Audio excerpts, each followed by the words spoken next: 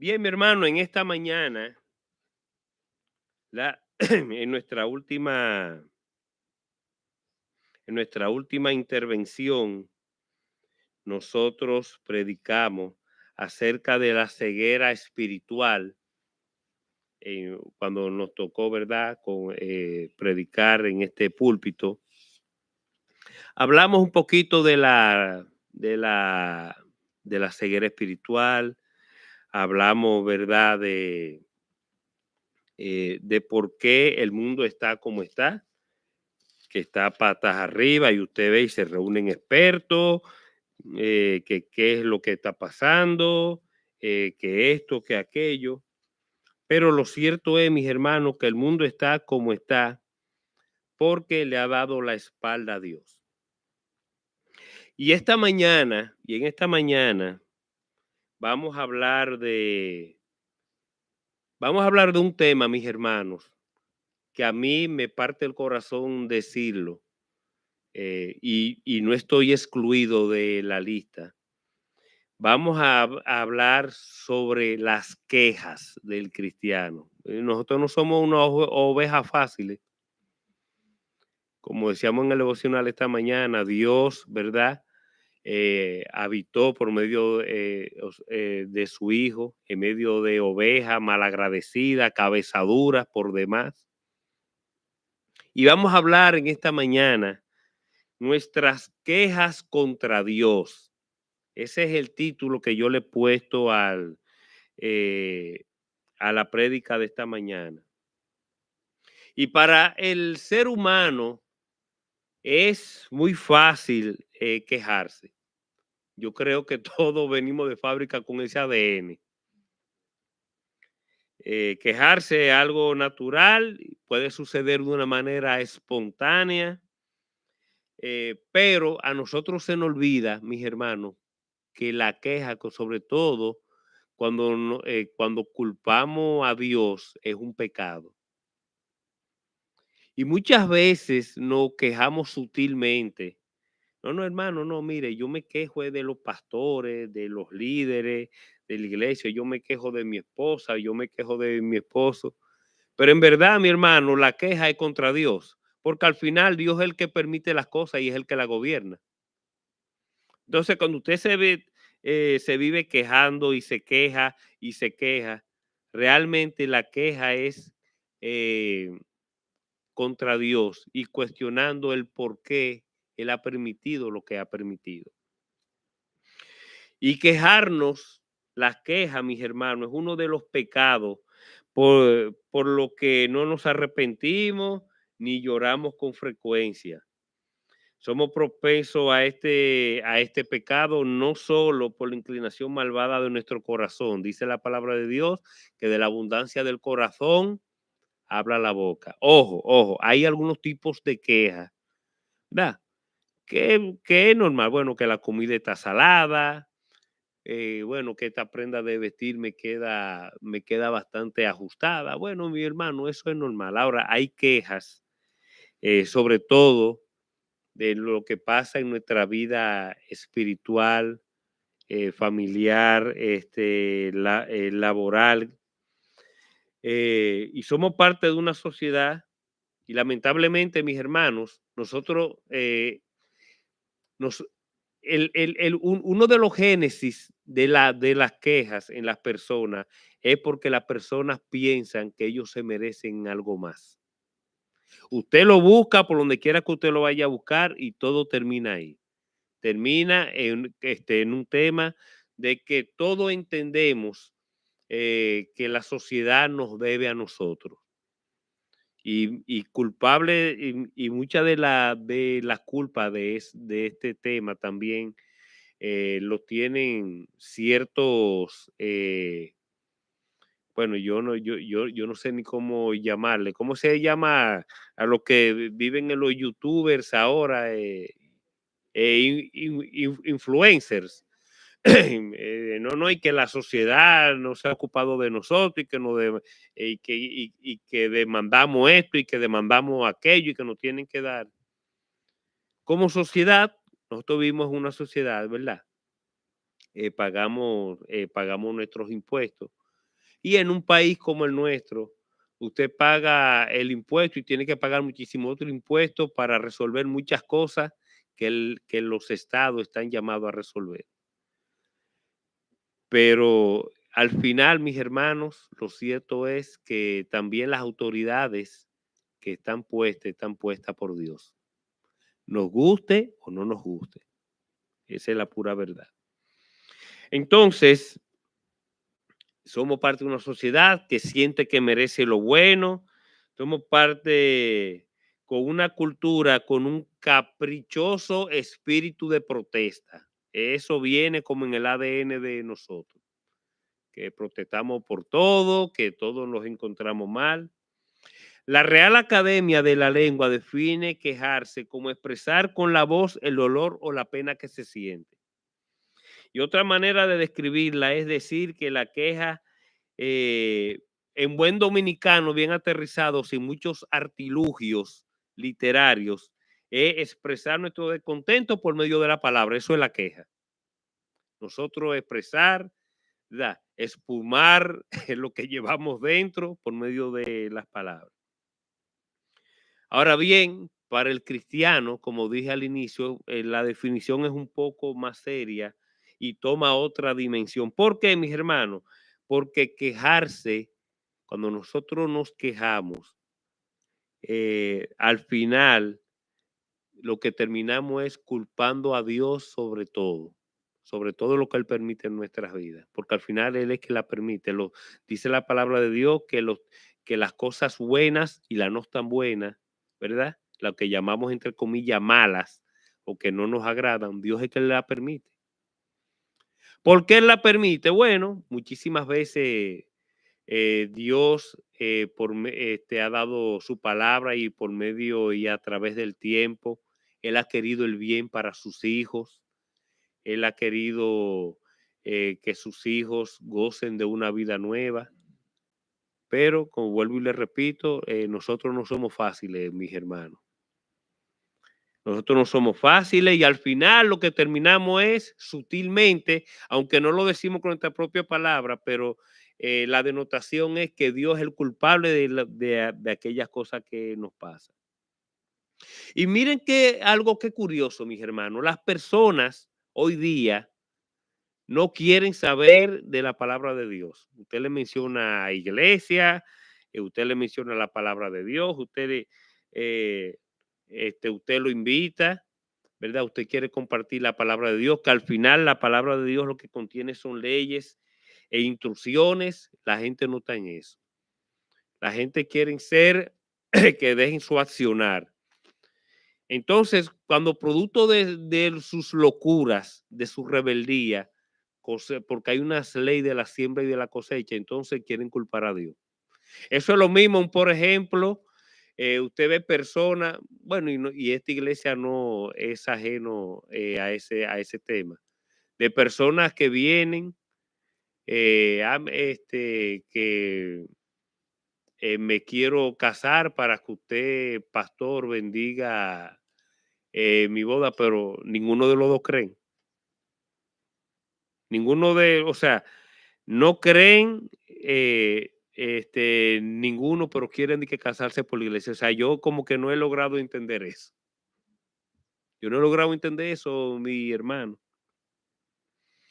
Las personas, como dije, quieren vivir la espalda a Dios, desechar sus leyes, sus instrucciones, y luego cuando cosechan el fruto de su locura, entonces quieren proyectar la culpa en Dios y la culpa en otras personas.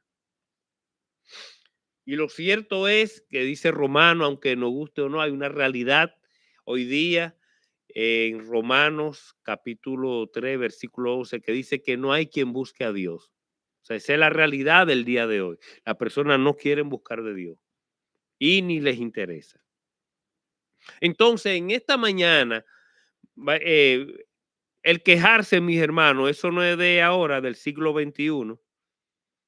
Vamos a ver un par de pasajes de la palabra de Dios, de cómo la nación de Israel, en medio de todos los prodigios que Dios obró para sacarlo de la esclavitud, para que vivieran 40 años, mis hermanos, en un desierto hostil. Cómo Dios lo conservó a ellos y aún así ellos todos los días venía una queja nueva, todos los días vivían quejándose. Y vamos a esta mañana eh, a, eh, a leer un pasaje que miren que ese pasaje, mis hermanos, la verdad que no tiene, como el resto de la palabra de Dios, pero ese pasaje en particular no, tiene muchísimas enseñanzas para nosotros. Dios quería el bien de su pueblo como lo quiere ahora también. Y constantemente le hacía el llamado por medio de los profetas, ¿verdad? En ese entonces no habían, existían rollos del Antiguo Testamento, no había ejemplares de la palabra de Dios. Y Dios transmitía eh, lo que quería transmitirle al pueblo y constantemente, vamos a ver un par de pasajes, Dios le hacía el llamado de que miren, nosotros, yo lo que quiero es el bien para ustedes, eh, pero la dureza de sus corazones, la dureza de sus corazones no les permitió escuchar el mensaje ni le permitió tampoco arrepentirse. Hay una lectura antes de entrar en materia de Jeremías, versículo 18, que cuando yo la leí la primera vez, yo dije, wow, el pueblo de Israel es famoso por ser un pueblo de dura cerviz. Pero mire, nosotros no estamos muy lejos de ahí, mis amados. En Jeremías 18, no lo busquen, yo lo voy a leer, en el versículo 11 y 12, eh, le dijo Dios al profeta, ahora pues, habla luego a todo hombre de Judá y a los moradores de Jerusalén, diciendo, así ha dicho Jehová, he aquí que yo dispongo mal contra vosotros y trazo contra vosotros designio. Conviértase ahora cada uno de su mal camino y mejore sus caminos y sus obras. Pero mire lo que ellos contestaron, versículo 12. Y dijeron, es en vano, porque en pos de nuestros ídolos iremos y haremos cada uno el pensamiento de nuestro malvado corazón. Dios le está diciendo por medio del profeta a ellos, miren, Dios me ha transmitido que si ustedes no se arrepienten, va a venir su ira, va a venir situaciones. Arrepiéntanse a uno de sus pecados, de su mal accionar. Y eso fue lo que ellos contestaron. Mira, eso es en vano, porque nosotros vamos a seguir en pos de nuestros ídolos, ídolos de barro, tener un Dios para todo, y vamos a hacer lo que nos dicte nuestro malvado corazón. Y nosotros, y hoy día, el hombre no está muy lejos de esta realidad. Usted quiere compartir con ellos las buenas nuevas. Tienen tiempo para todo, menos para escuchar la palabra de Dios y menos aún para dedicarle a la semana 1 hora 30 minutos, ¿verdad? Que más o menos lo que dura un culto. No quiere. Quieren sí las bendiciones de Dios, quieren, no, pero no quieren saber de Dios. Para lo que conviene, Dios es bueno y para lo que no conviene, Dios es el culpable. Entonces, vamos a leer en nuestra lectura de esta mañana el Éxodo capítulo 17. Éxodo capítulo 17 y vamos a leer los 7 primeros versículos. Lo que se pueda, vamos a ponernos de pie en reverencia a la palabra de Dios. Éxodo capítulo 17. Tenemos. Dice la palabra de Dios. Toda la congregación de los hijos de Israel partió del desierto de Sin por sus jornadas, conforme al mandamiento de Jehová, y acamparon en Refidín, y no había agua para que el pueblo bebiese. Y altercó el pueblo con Moisés y dijeron, danos agua para que bebamos. Y Moisés les dijo, ¿por qué altercáis conmigo y por qué tentáis a Jehová? Así que el pueblo tuvo allí sed y murmuró contra Moisés y dijo, ¿por qué nos hiciste subir de Egipto para matarnos desee a nosotros, a nuestros hijos y nuestros ganados? Entonces clamó Moisés a Jehová diciendo, ¿qué haré con este pueblo? De aquí a un poco y me apedrean. Y Jehová dijo a Moisés, pasa delante del pueblo y toma contigo a los ancianos de Israel y toma también en tu mano tu vara con que golpeaste al río y ve. He aquí que yo estaré delante de ti allí sobre la peña en Horeb y golpearás la peña y saldrán de ella aguas y beberá el pueblo. Y Moisés lo hizo en presencia de los ancianos de Israel y llamó el nombre de aquel lugar Masat y Meriba por la rencilla de los hijos de Israel y porque tentaron a Jehová diciendo, ¿está Jehová entre nosotros o no? Nos sentamos. Bien. El pueblo de Israel, después de haber sido librado de la esclavitud de los egipcios, Dios lo había internado en el desierto. O sea, no fue que ellos salieron eh, eh, em, sin ningún rumbo. No, dice la palabra de Dios que Dios fue que lo instruyó para que ellos se adentraran en el desierto. Y vamos a ver más adelante las razones del por qué. Y este es uno de los relatos, mis hermanos, más sorprendentes que tiene el Antiguo Testamento. Tenemos la escena, los israelitas habían visto los milagros de Dios en tierra de Egipto, las plagas que Dios envió. Dios los sacó con mano poderosa. Dios abrió el mar rojo para que ellos cruzaran en seco, ¿verdad? Pero aún viendo todo esos prodigios y que Dios fue el que los guió y los entró en el desierto, ellos todos los días eso era una queja. Vivían quejándose contra Dios. Y ustedes dirán, bueno, pero tiene mi hermano una razón, vamos a decir, veraz, porque estaban sin agua. Y en ese desierto, la deshidratación, tanto para las personas como para el ganado, ocurre en pocas horas si no encuentran agua. Pero ellos, en vez de a ese Dios que lo había sacado con mano poderosa, que lo había cuidado, ¿verdad? Ellos, en vez de orar al Señor, Señor, mira, tú no traíste aquí, no tenemos agua. Ellos lo que hicieron fue a pelear y a murmurar contra Dios, contra Moisés. Murmuraron contra Moisés. Pero ¿de quién era enviar? ¿Quién fue el que envió a Moisés, mis hermanos? Fue Dios, ¿verdad?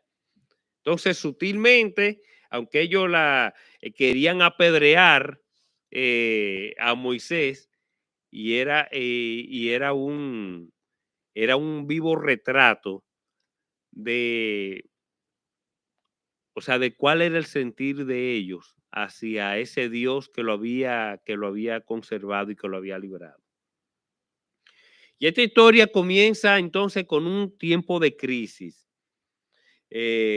Cuando recordemos que fue el mismo Dios que lo internó en el desierto. Si leemos en el versículo 1, dice, toda la congregación de los hijos de Israel partió del desierto de Sin por su jornada al mandamiento de Jehová.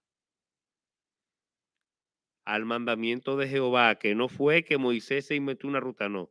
Dice que Dios, al mandamiento, Dios le dijo, ok, por aquí es que vamos.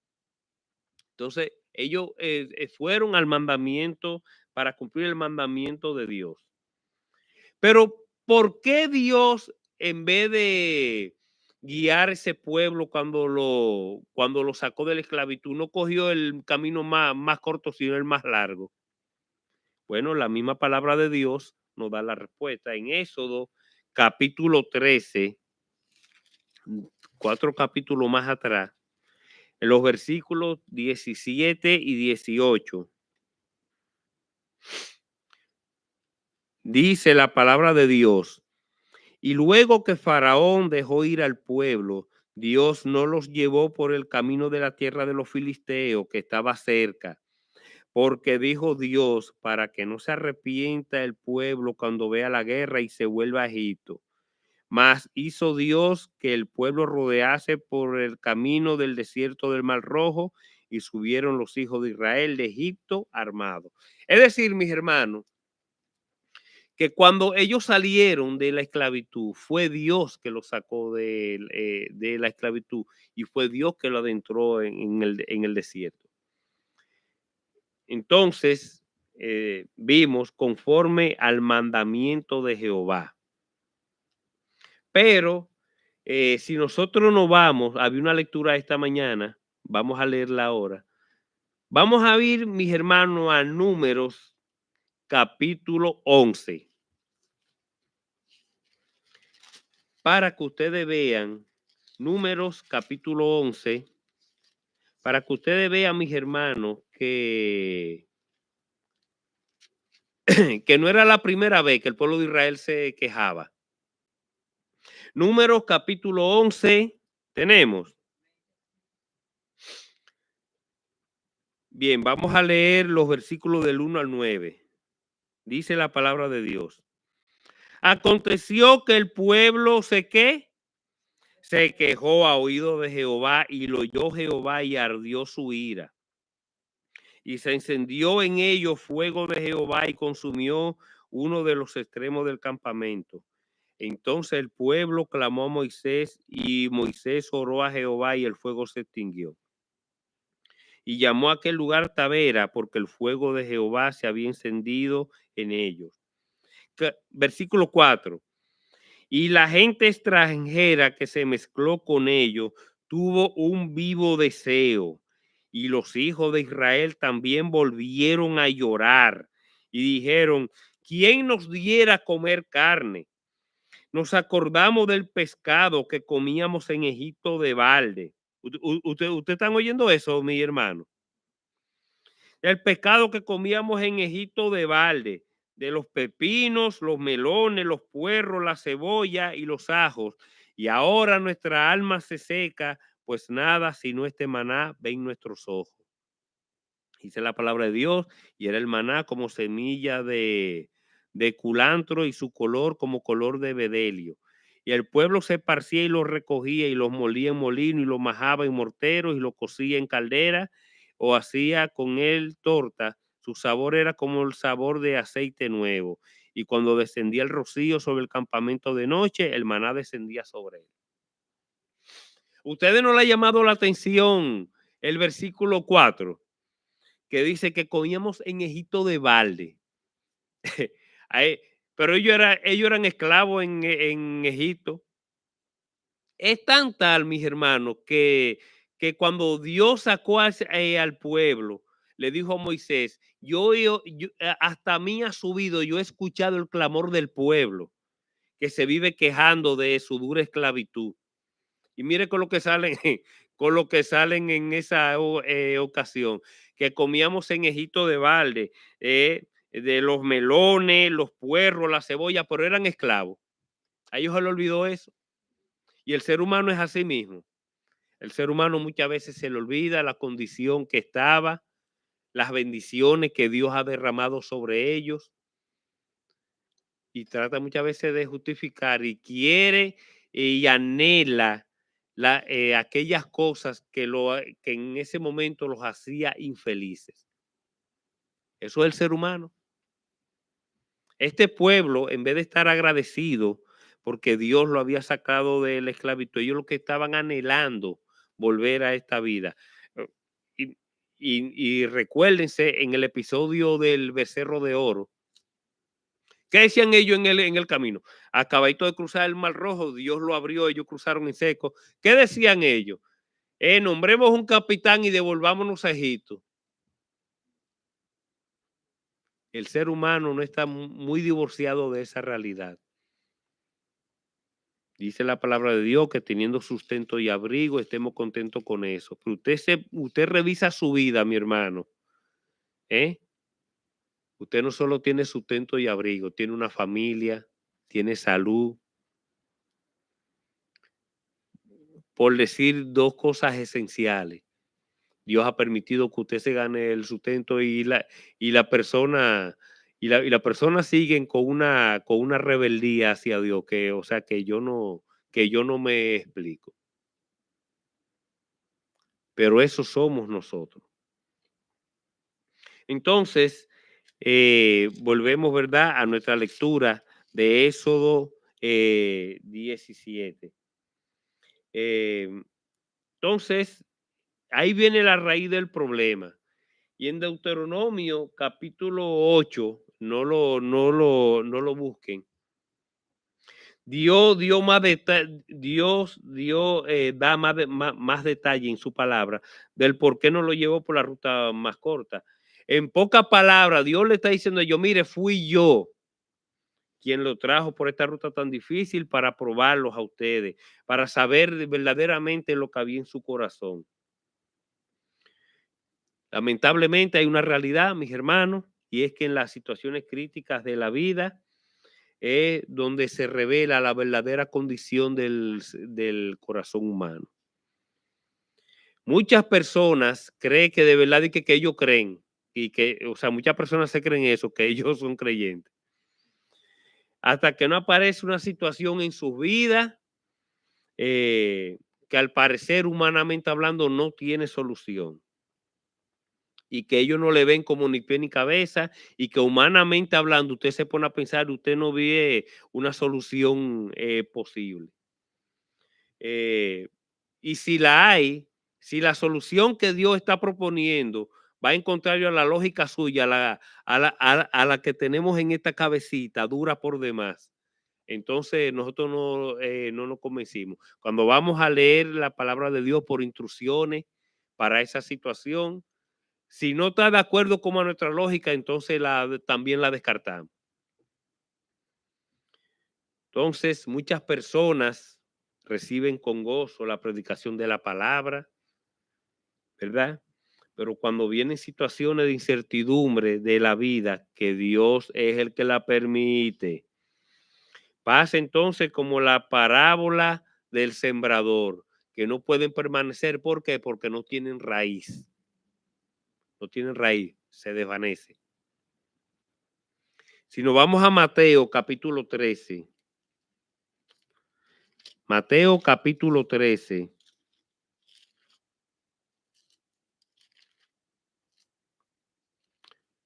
tenemos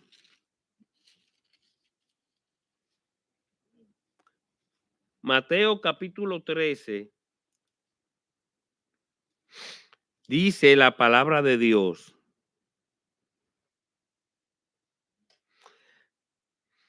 Aquel día salió Jesús de la casa y se sentó junto al mar, y se le juntó mucha gente.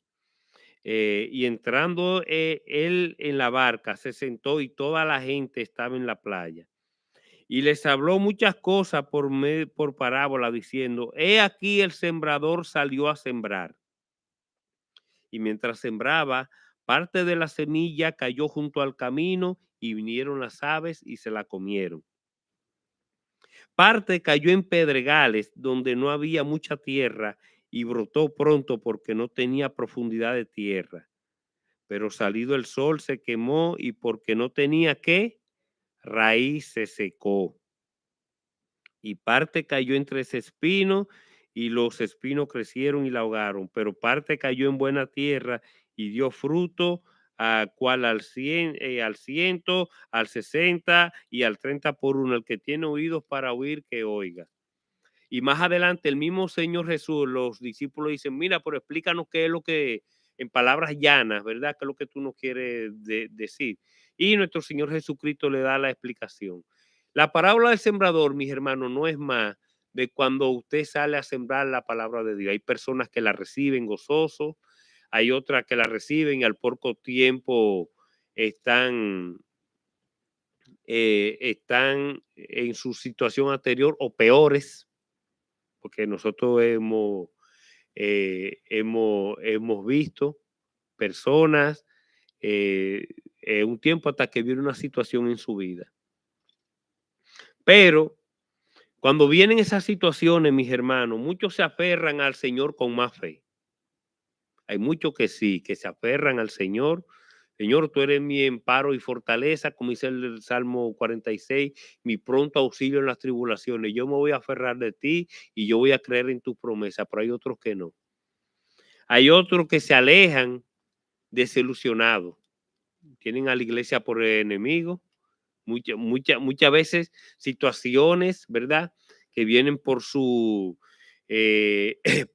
por las locuras, por cosas que hay en sus corazones.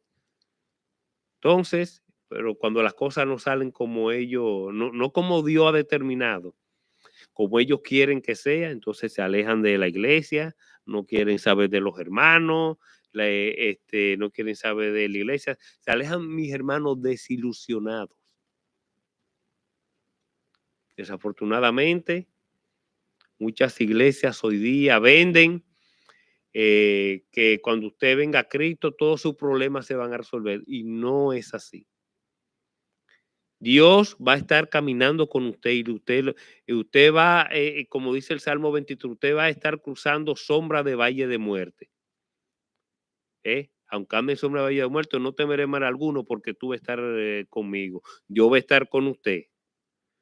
Pero eh, hay muchas iglesias, yo veo con mucha pena hoy día, eh, que ustedes ven y traen a colación promesas, que fluye leche y miel, que haré multiplicar tu ganado. Mi hermano, ninguna de esas promesas son espirituales, son todas terrenales y era específicamente para el pueblo de Israel. Ninguna de esas promesas se aplica hoy día. El mismo Señor Jesucristo dijo, el Hijo del Hombre no tiene donde recostar la cabeza. O sea, Cristo yo no lo vi andando en ningún lado en la palabra de Dios dice que él vivía en la opulencia, que él vivía. No, no, no.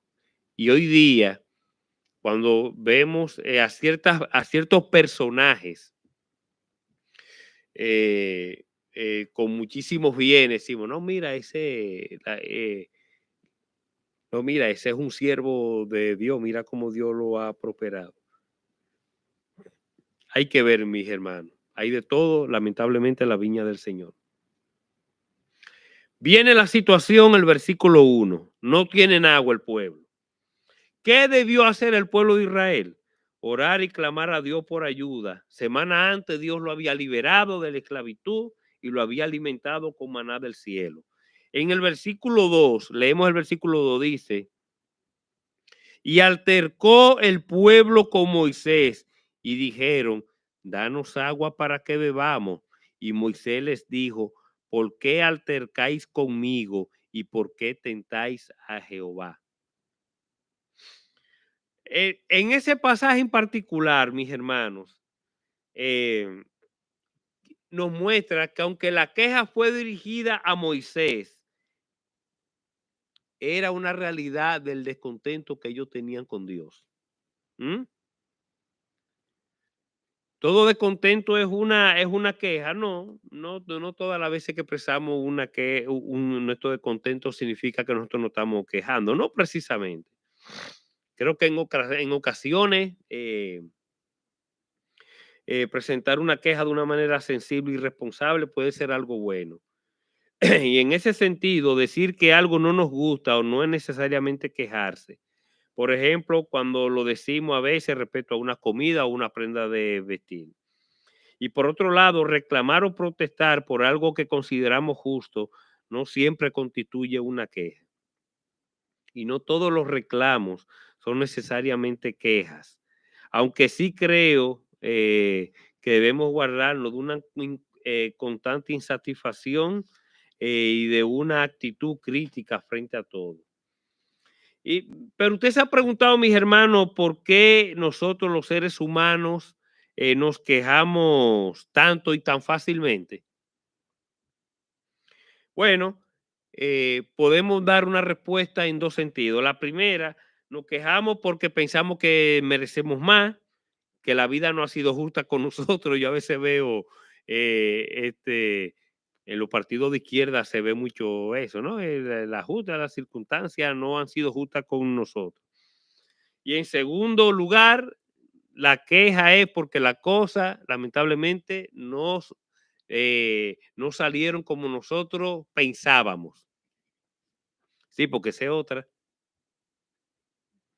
Si las cosas no salen como como usted pensaba, bueno, ahí viene la queja. El día pasado estaba yo escuchando un testimonio de un pastor muy querido y amado, del pastor Núñez, que cuando él iba a ir al ministerio, decía él, eh, él, él había orado al Señor y decía, mira Señor, eh, tú sabes la condición espiritual de mi esposa. Entonces, la respuesta yo le voy a tratar a ella porque que yo quiero dejar esto de la carrera secular de medicina para yo irme al ministerio. Pero la respuesta que tú me vas a dar es a través de ella que tú me la vas a dar. Porque él decía que él no quería irse como un llanero solitario al pastorado sin el consenso de su esposa. Bueno, y ya ustedes saben, la esposa, bueno, él no lo dijo tácitamente, pero sí dijo una frase bastante graciosa que luego entonces él oró al Señor a la negativa de su esposa. Bueno, Señor, eh, caramba, no tenía que ser tan rudo conmigo, pero nada, yo acepto la corrección de parte tuya. Y esa yo creo que debería ser la actitud de cada uno de nosotros. Porque al final, mi hermano, usted no sabe de qué Dios le está guardando. Dios permite situaciones que al momento de suceder nosotros la podemos ver como que el mundo se nos cae encima, pero mire, dice la palabra de Dios que todo obra para bien para los hijos de Dios.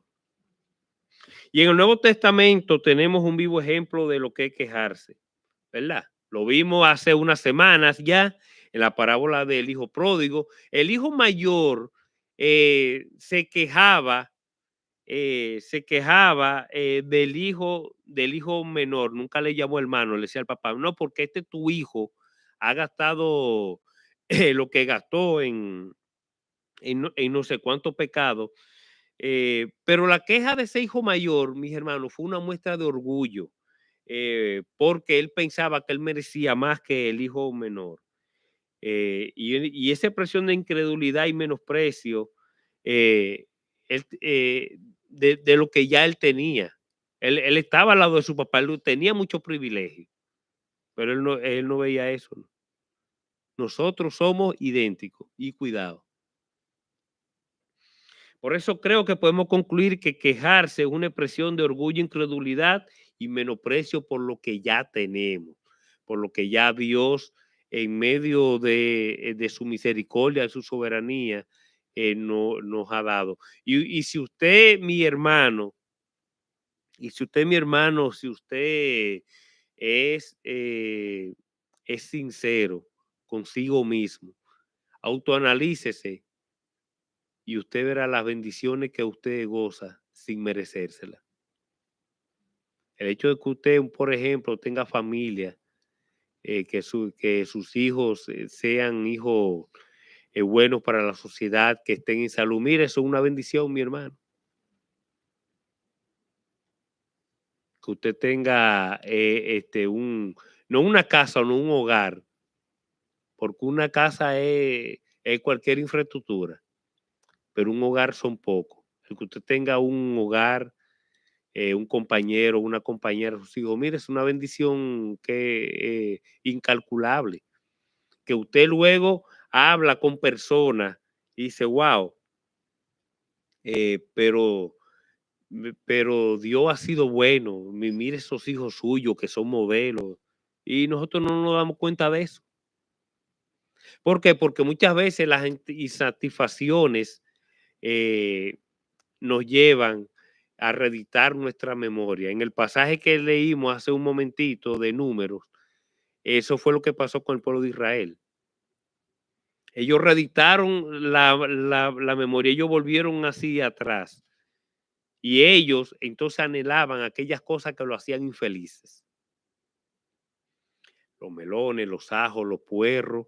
Y ahora nuestra alma se seca porque nada más tenemos maná. Eso es lo único que nosotros tenemos de comer. Pero ellos se les había olvidado todo lo otro. Cómo Dios lo sacó con mano poderosa. Cómo Dios lo alimentó. Cómo por su rebeldía, Dios es verdad que lo tuvo 40 años, pero dice la palabra de Dios, no recuerdo el pasaje ahora mismo, que los vestidos de ellos nunca envejecieron y que la nube de Jehová iba delante de ellos guiándolos y que de noche alumbraba. Ellos, ellos le cambiaron el chi, ellos se le olvidó todo eso. Entonces, y el Salmo 95 recoge el mismo evento cuando los israelitas se quejaron y nos da un poquito más de luz al respecto. Si quiere, no yo voy a leer los versículos del 8 a 11. Dice, al final lo vamos a leer entero ese Salmo. No endurezcáis vuestro corazón como en Meriba, como en el día de Masá en el desierto, donde me tentaron vuestros padres, me probaron y vieron mis obras. 40 años estuve disgustado con la nación. Y dije, pueblo es que divaga de corazón y no han conocido mis caminos. Por tanto, juré en mi furor que no entrarían en mi reposo. Ahí Dios está recordándole a ellos de ese episodio en el que ellos se rebelaron y Dios les dijo, no van a entrar. ¿Ustedes saben cuántas personas salieron de la esclavitud de Egipto? ¿Ustedes tienen más o menos una idea? Dicen números que la cantidad de varones mayores de 18 años fue 603.580 varones. Si a eso le sumamos las niñas, los niños, las mujeres, vamos a dejarlo en un número eh, más o menos 1.200.000 personas. Vamos a poner. De ese 1.200.000 personas, ¿ustedes saben cuánto entraron en la tierra prometida? ¿Alguien sabe? 2, Josué y Caleb. Ni Moisés pudo entrar. Ni Moisés pudo entrar. ¿Por qué? Porque él también desobedeció a Dios. Lo vamos a ver más adelante. Y Dios le dijo, mira, no va a entrar. Un juicio severo. Pero esa nación, ¿cómo que dice el refrán bien dominicano? Que cuando no lo andaban buscando, cuando lo andan preso lo están buscando. Ese era el deporte de ellos de que amanecía, quejarse. Y ustedes saben lo que significa, por qué se le puso ese lugar Meriba y Masat. Meriba quiere decir, significa pleito, querella, y Masá es poner a prueba. Ahí fue que ellos se rebelaron contra Dios y pusieron a prueba la paciencia de Dios. Y déjenme decirle algo, mis hermanos, Dios tiene Dios es bien paciente, pero a Dios se le agota la paciencia. Cuando nosotros somos y que queremos seguir en nuestra desobediencia, en nuestra rebeldía, mire, la paciencia de Dios tiene un límite. La paciencia de Dios tiene un límite. Bien, la fuerte palabra que Dios pronunció en medio de ese salmo nos recuerda que la queja de los israelitas fue una demostración de la ingratitud hacia Él y un cuestionamiento de su camino y de su sabiduría. Y por eso también podemos decir que la raíz de la constante queja hay un olvido de lo que Dios nos ha dado. Una falta de gratitud, la queja es un problema del corazón, un pecado contra Dios. Y ese es el cuadro que el apóstol Pablo, mis hermanos, nos pinta. A veces yo veo personas que tratan de buscar por todos los medios ¿cuántas patas, mi hermano, que tiene el gato? 4. Y le quieren buscar la quinta pata a todo. De la creación del universo, ¿no? Que mira, que una explosión, que no sé qué cosa, violando las leyes de la termodinámica. Yo me recuerdo en física, en sexto curso, a mí me dijeron que de la nada, nada sale. Si no hay nada, una explosión no puede y crear todo. Usted ve los perros cruzan razas, sale una nueva raza, pero siguen siendo perros. Usted me va a decir que de una explosión salió el caballo, sale. Mire, mi hermano, es tan así que usted cruza un caballo con un asno y sale un mulo, y que los mulos que no paren. ¿Por qué? Porque se altera su ADN. Y usted ve, mi hermano, hoy día personas, mire, hay que tener una gran fe en creer que el mundo, este universo complejo, fue creado de que por una explosión. Si usted es ingeniero, ponga materiales de construcción en un solar y haga una explosión y va a salir un edificio.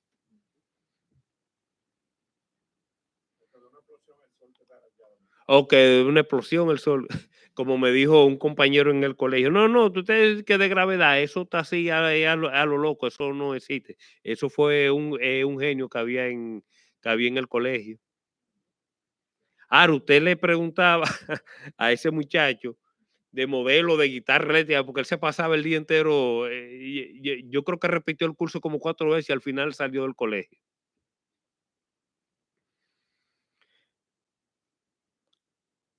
Pero el apóstol Pablo le dice en el capítulo 1 de Romanos, él le dice que mi hermano, que Dios ha dejado la evidencia de la creación y de su poder por medio del mundo que fue creado. El apóstol Pablo le dice, porque lo que de Dios se conoce le es manifiesto, pues Dios se lo manifestó, porque las cosas visibles de él, su eterno poder, su deidad, se hacen claramente visibles de la creación del mundo, siendo entendida por medio de las cosas hechas, de modo que no tienen excusa.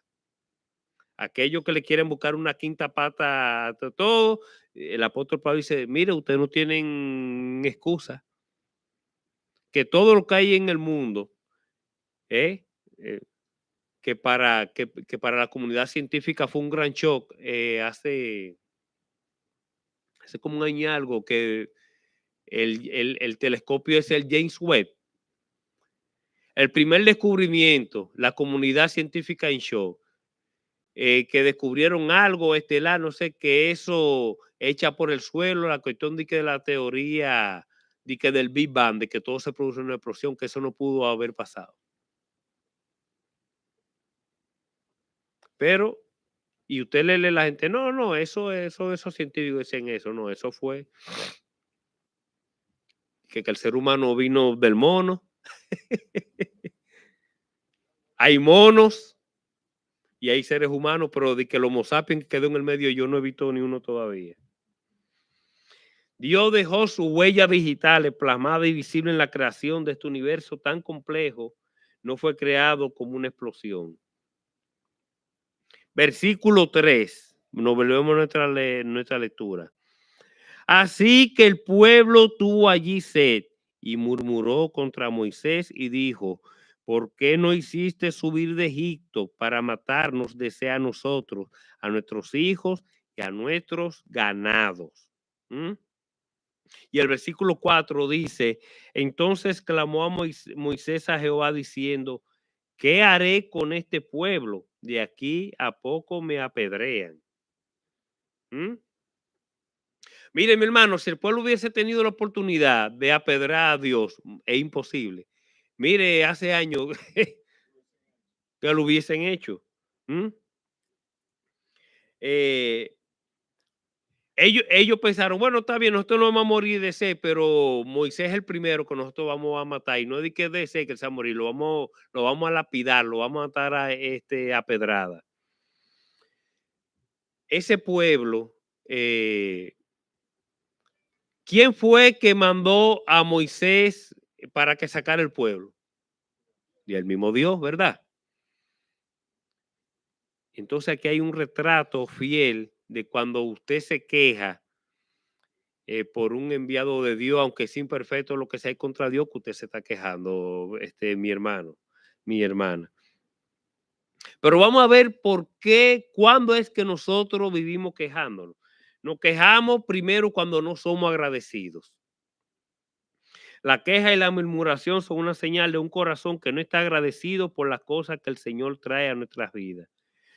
Y esto es en referencia a nuestro cuidado, a la protección, a la provisión y guía diaria. Nos quejamos cuando tenemos en poco el evangelio, que se nos olvida de dónde fue que nosotros nos sacaron, es de la salvación que tenemos.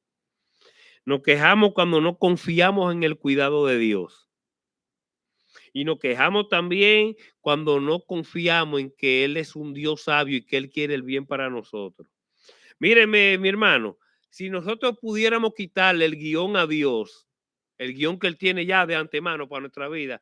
Mira, Señor, yo creo que, déjame darte una ayudadita, yo me imagino a nosotros, porque yo creo que necesito unos cuantos ajustes, el guión que tú, mira, vamos a cambiarle esto, vamos a cambiarlo. Mire, nosotros lo hacemos. ¿Mm? Y si pudiéramos amonestar a Dios, le diríamos que el plan que Él trazó para nuestra vida está lleno de imperfecciones y que Él necesita de nuestra ayuda. El pueblo de Israel no tuvo reparos, ¿eh? Acusó a Dios ahí de que Dios era un mentiroso, de que Dios no cumplía su palabra, de que Dios lo sacó de Egipto para matarlo de sed. Óigame esto. ¿Mm? Olvidaron las grandes bendiciones que Dios había derramado sobre ellos sin merecerlas. Versículo 5. Y Jehová dijo a Moisés: pasa delante del pueblo y toma contigo de los ancianos de Israel y también toma en tu mano tu vara con que golpeaste el río y ve. Versículo 6. He aquí que yo estaré delante de ti allí sobre la peña en Horeb, y golpearás la peña y saldrá de ella agua y beberá el pueblo. Y aquí pasa, mi hermano, algo interesante, algo que no está en ningún otro pasaje de la palabra de Dios. ¿Qué pasa? Bueno, que Dios le dice a Moisés cómo él debe de proceder, que se busque los ancianos de Israel, que toma consigo la vara. Cuando eso sucedía, cuando Dios llamaba a llamar a los ancianos y que Moisés llevara su vara, la vara era un signo de autoridad. Acuérdese que con ella Moisés tocó el mar, se convirtió en sangre, la arrojó, se convirtió en serpiente delante de Faraón. eh, con la vara, ¿verdad? Señaló el mar, fue abierto. Entonces Dios le dice, mira, vamos a hacer lo siguiente, porque a mí ya es que me están echando la culpa. Em, busca tu vara, búscate a los ancianos de Israel y ponte frente a la peña de Oreb. La expresión ahí que se usa de yo estaré contigo denota la de un siervo, ¿verdad? Un siervo obediente, un siervo que está a merced de su Señor, que va a obedecer a su Dios eh, y que él va a esperar las instrucciones que Dios le dé. Y una anotación importante es que esta es la única vez en toda la Biblia que Dios comparece ante los hombres. Ese es el único pasaje. ¿Por qué? Porque allí lo que se armó fue un juicio. Ok, vamos a acusar a Dios. Ellos estaban acusando a Dios de que Dios era un asesino, de que Dios era un genocida, tadatín, para adelante.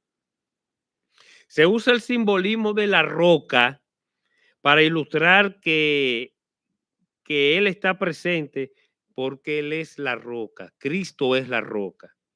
¿Eh? Dice en Deuteronomio 32:4, roca mía y castillo mío, mi libertador. Cristo es la roca. Entonces, Dios le llama, manda llamar a todos los ancianos, le dice a Moisés que se coloca delante de la roca. Cristo estaba en medio de ellos. Cristo no había venido de forma terrenal, pero la segunda persona, ¿verdad? De un Dios trino, Dios el Hijo estaba presente en esa ocasión. Si nosotros vamos a Primera de Corintios, capítulo 10. Primer libro de Corintios, capítulo 10. Tenemos.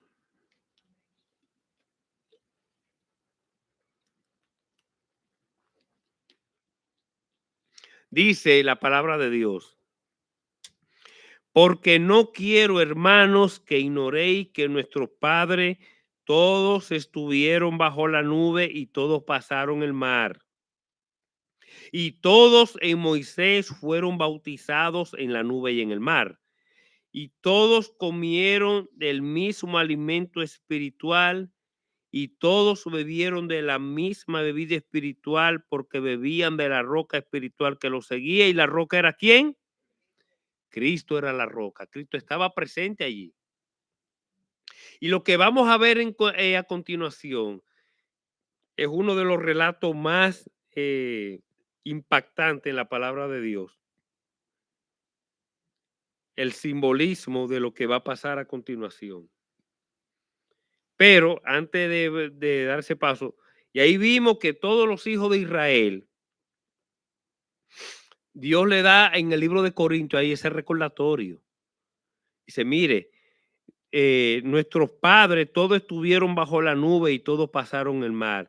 Y todos en Moisés fueron bautizados. Es decir, ellos estaban cruzando el mar y como esa chispa que caía, ¿verdad? Era como un bautismo en Moisés. Y dice también, y todos comieron el mismo alimento espiritual y todos bebían de la misma bebida espiritual que los seguía y la roca era ¿quién? Cristo. Cristo era la roca. eh, y hay muchísimos pasajes que dice que Cristo es la roca. La roca no es Pedro, como popularmente muchos creen. Hay un tema ahí de interpretación, de escatología. Pedro, Pedro significa en griego Petros, que significa roca. Entonces, cuando Jesús dice, ¿quién es la gente que dice que soy yo?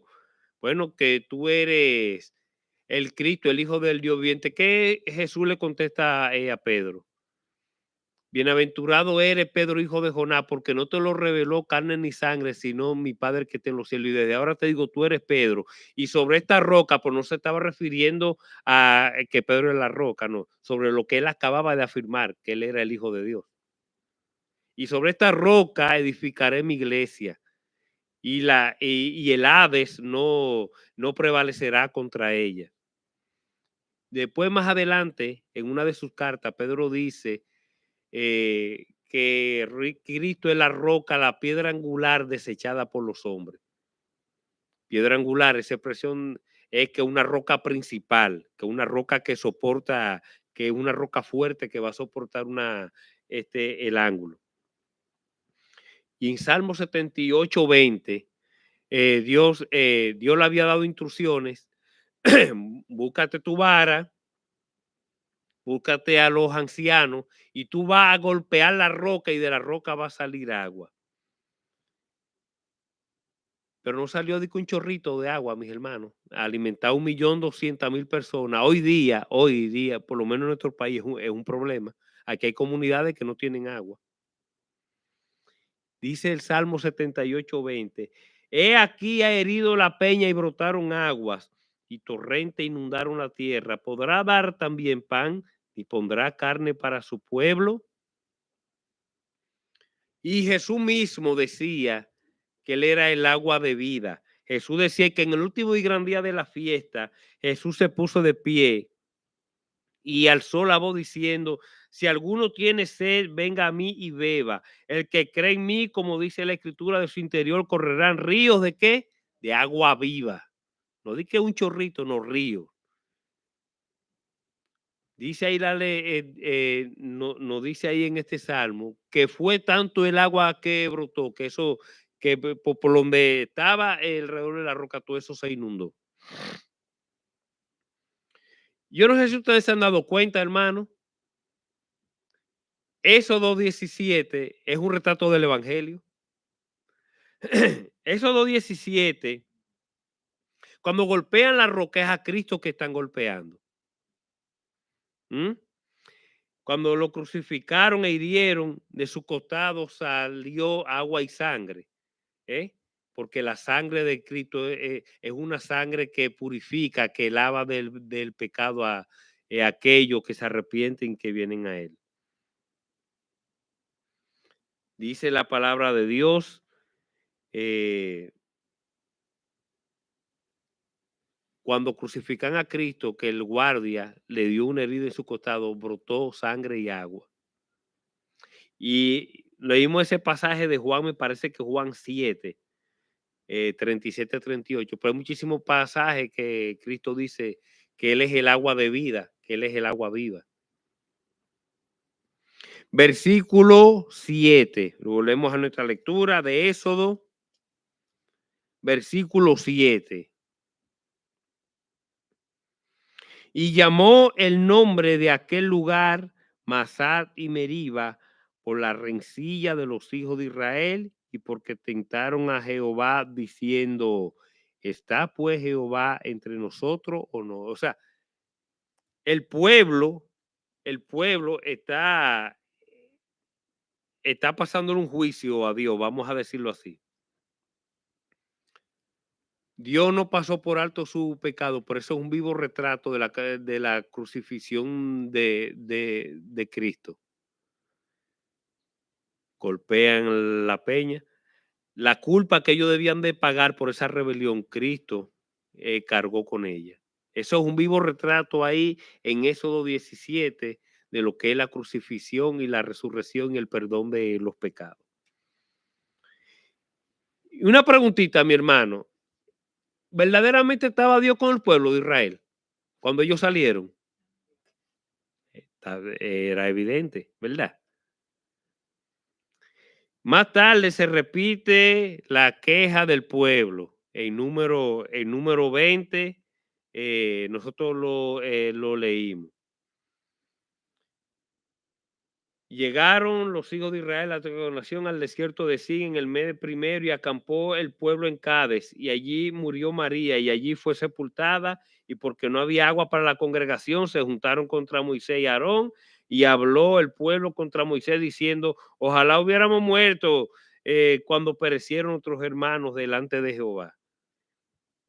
¿Por qué hiciste venir a la congregación de Jehová a este desierto para que muramos aquí nosotros y nuestras bestias? Ese es otro capítulo, pero ustedes se fijan, es el mismo tema de la queja. ¿Y por qué Dios no hizo subir de Egipto para traernos a este lugar? No es un lugar de cementera, de higuera, de viña, ni de granada, ni aún de agua para beber. Y se fueron Moisés y Aarón delante de la congregación a la puerta del tabernáculo, ¿verdad? Y se postraron sobre su rostro y la gloria de Jehová apareció sobre ellos y habló Jehová a Moisés diciendo, toma la vara y reúne a la congregación, tú y Aarón tu hermano, y hablad a la peña a vista de ellos y de ella saldrá agua y sacará de las aguas y la dará a beber a la congregación y su bestia. Pero ¿qué pasó aquí en este otro episodio? Dios le había dicho a Moisés, háblale a la roca. Pero Moisés eso no fue lo que hizo de un pique, ¿verdad? Porque ya había colmado, le dio dos, no una, no, dos golpes a la roca. Yo le dijo, no va a entrar por tu desobediencia. ¿Por qué? Porque la roca simboliza a Cristo y el Señor Jesucristo solamente se crucificó una sola vez, no dos veces. Concluyendo, ¿cómo morimos a la queja? Tenemos nosotros, mis hermanos, que tener en cuenta que la queja es un pecado directo contra Dios. Eso es lo primero. Lo segundo es tomar en serio cuando nos quejamos, es decir, no justificarlo. Necesitamos confesar nuestra queja y arrepentirnos cada vez que lo hagamos. ¿Significa eso que usted va a estar quejándose todos los días al final pidiéndole permiso, perdón a Dios? Bueno, dice ahí la palabra de Dios también que si nosotros practicamos un pecado frecuentemente con la excusa de que al final del día Dios no va a perdonar, que no queda más remedición. Tener presente el evangelio de nuestra salvación, ser más intencionales y diligentes a la hora de agradecer. Ustedes saben, mis hermanos, que hay un caso curioso, que muchas personas cuando, eh, cuando Dios permite una situación en sus vidas, muchas veces son vasijas, son entes de bendición hacia otro. Dios lo usa para eso. Esa persona de repente, usted nota un cambio, de repente que si tenía, que se aborrecía a tal o cual cosa o a tal o cual sujeto, ya esa persona ya no piensa para sí, sino que piensa en lo que Dios puede obrar a través de ella. Pedir a Dios que nos ayude a confiar en su soberanía, en su sabia y buena providencia. Las situaciones que Dios permite no es para ponernos patas arriba, no es para nuestro bien, para hacernos bien. Nosotros no lo vemos así en el momento. Y pidamos al Señor primero que nos ayude a tener siempre presente lo compasivo que Él ha sido con nosotros cuando nos salvó. Y que tengamos presente donde nos rescató lo abundante de su misericordia y así confiemos en su sabia y buena providencia para nosotros. Que nuestros corazones, que nuestros labios estén siempre llenos de gratitud y alabanza a Él. Dos, el individuo que tiene un espíritu que no perdona es siempre un perdedor. Repito, el individuo que tiene un espíritu que no perdona, él se cree que él se la está comiendo, pero él es que está perdiendo. Porque mire, mi hermano, eso es una carga. Cuando usted no perdona, usted lleva una carga pesada. Y dice, mucho más que aquel que con quien usted está enojado. Eh,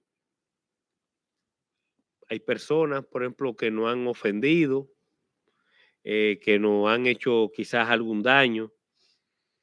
Y la falta del perdón impide muchas veces disciplina específica en la vida cristiana y prácticamente obliga a caminar en la carne en vez de caminar con el espíritu.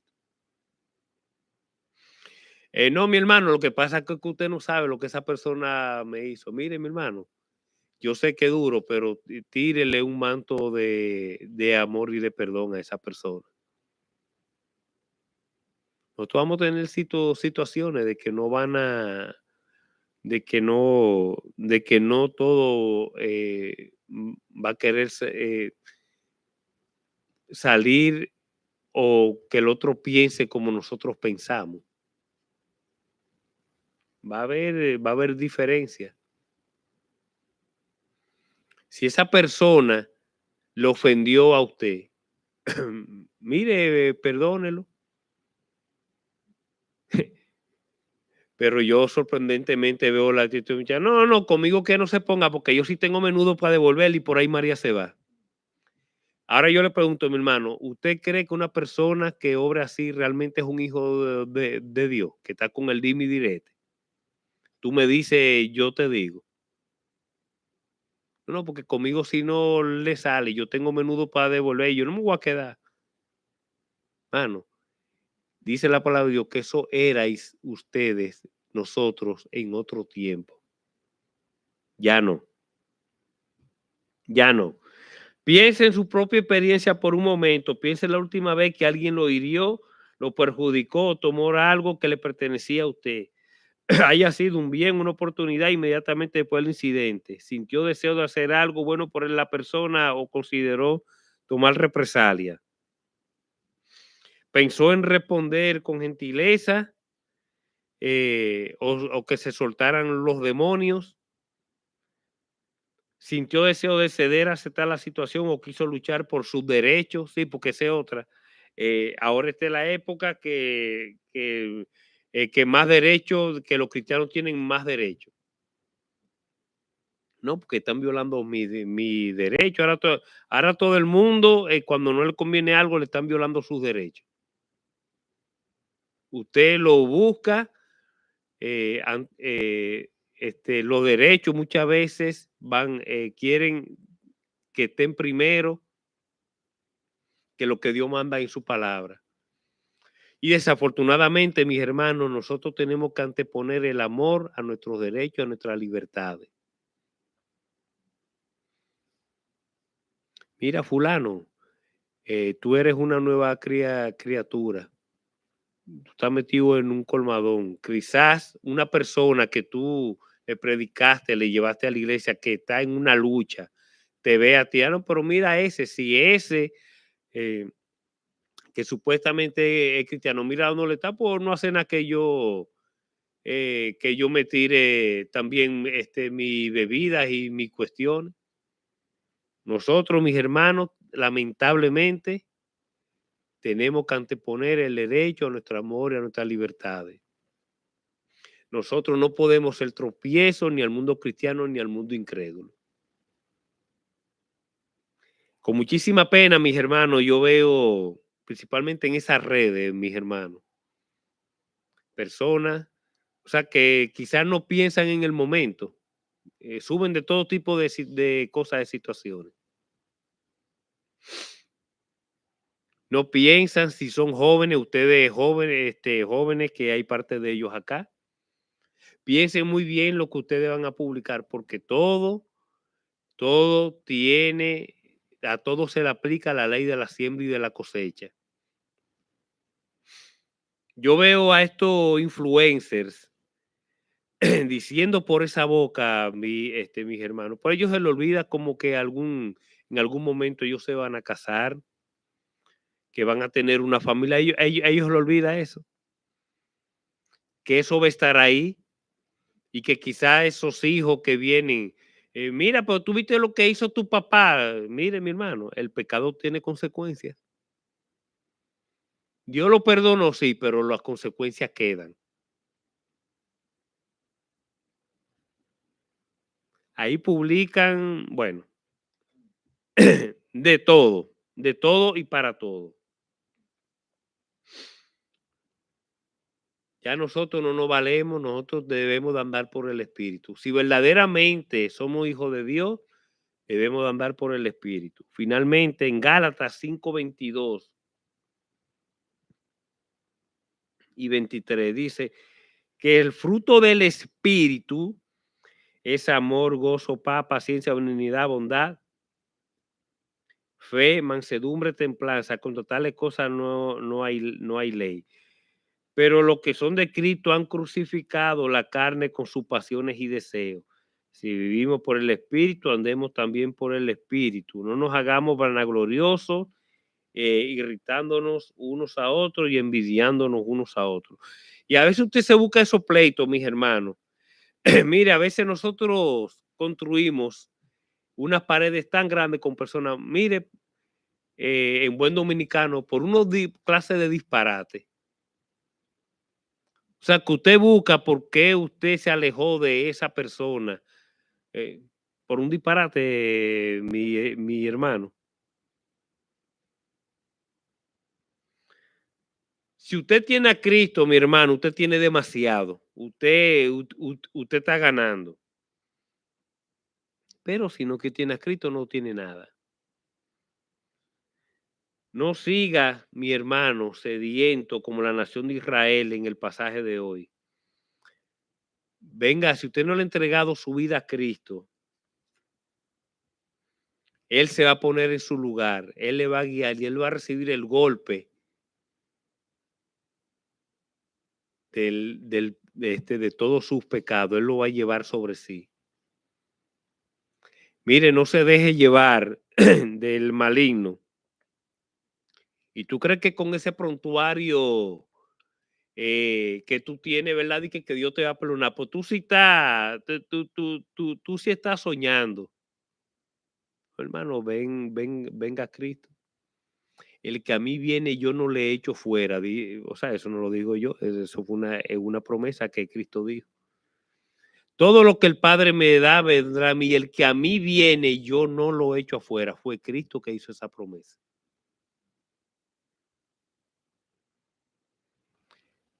Vamos a leer el Salmo 95, mi hermano, antes de Salmo 95, ya para despedir el mensaje de esta mañana.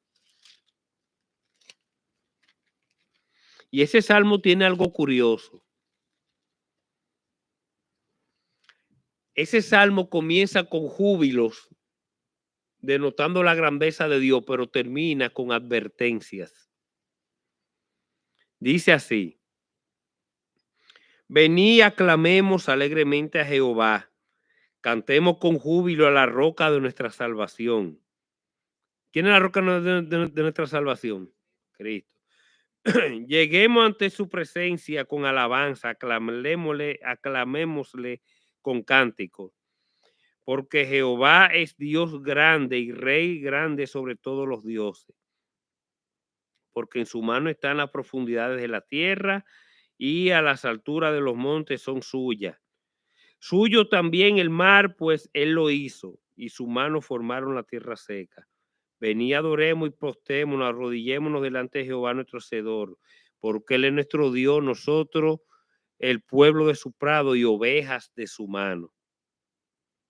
Si oyeres hoy su voz, no endurezcáis vuestro corazón como en Meriba, ¿verdad? Donde leímos esta mañana, como en el día de Masate en el desierto, donde me tentaron vuestros padres. Me probaron y vieron mis obras. 40 años estuve disgustado con la nación y dije, pueblo es que divaga de corazón y no han conocido mi camino. Por tanto, juré en mi furor que no entrarían en mi reposo. Mi hermano, no evites el usted confundir el amor de Dios y usted lo quiera ver al amor de Dios a raíz de las circunstancias que usted tiene. El Hijo de Dios no está exento de circunstancias. Haga venir circunstancias, pero eso sí, aférrese a Dios. Dios va a caminar con usted. Dios va a sortear todas las situaciones. Aunque ande en valle de sombra de muerte, no temeré mal alguno. Pues tú estás conmigo, tu vara y tu callado me protege. Ciertamente el bien y la misericordia de Jehová me perseguirán todos los días de mi vida. Y una persona, el que vive en la misericordia de Jehová, desde que usted se levante, la anda buscando para perseguirla. Mire, no tiene razón para estar murmurando, para estar quejándose contra Dios, ni para estar descontenta. Que Dios le bendiga a cada uno de ustedes. Oremos. Amante Dios, Padre amado y celestial, tu palabra, Señor, ha sido predicada y yo te doy gracias, Señor. Yo te doy gracias por tú poner en nuestro corazón primero una enseñanza para mí, Señor. Eh, y que asimismo sea para el resto de los hermanos y para cualquiera que escuche esta prédica, Señor. Que tu Espíritu Santo sea siempre sobre nosotros y que nosotros no movamos ni siquiera un dedo sin que sea tu voluntad. Que en todo lo que vayamos a hacer o decir, Señor, en nuestra vida secular, nuestra vida espiritual, tú estés, Señor, eh, tú estés con nosotros. Que tú nos dirijas, que tu vara y tu callado estén al lado nuestro, Señor, dirigiéndonos, defendiéndonos, proveyéndonos, Señor, en todo.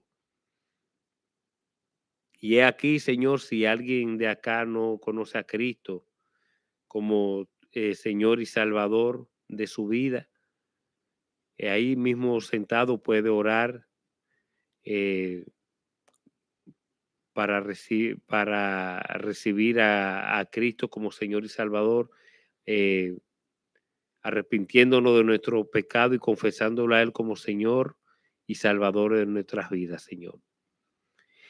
Gracias por esta palabra, Señor, en esta mañana, que ella sea de crecimiento, Señor, para cada uno de nosotros y que sea, Señor, luz y baluarte en medio de las situaciones que nos va a tocar vivir, Señor.